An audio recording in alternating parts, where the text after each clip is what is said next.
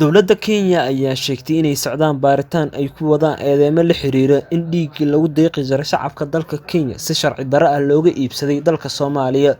Wasiirka Caafimaadka dalkani Kenya, Matua Kiwoga, ayaa sheegay in saraakiil ka tirsan dowladda ay ku lug lahaan karaan howlaha la xiriira dhiigga Kenya laga xaday ee laga iibsaday Soomaaliya.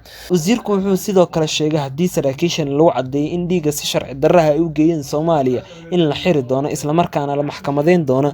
Eedeymahan ayaa imaanaya iyadoo dhowaan dowladda Kenya ay sheegtay in kaydka dhiigga dalkeeda uu aad u yar yahay. Ma jiro wax war ah oo ka soo baxay dowladda federaalka Soomaaliya oo ku aadan eedeymahani, iyadoo ay tahay markii ugu horeysay eedayn noocan ah loo jeediyo dowladda federaalka Soomaaliya. Adeegga kaydka dhiigga Kenya ayaa 15kii sano ee la soo dhaafay waxaa maalgelin jirtay dowladda Mareykanka, inkastoo sanadkii la soo dhaafay uu Mareykanku deeqani dhiigga joojiyay in uu taakuleeyo. Wixii xilligaas ka dambeeyay, dalkani wuxuu la daalaa dhacayay xakamaynta dhiigga kaydka. Jaamac Aadan Jaamac J, Bilicsan Media, Nairobi.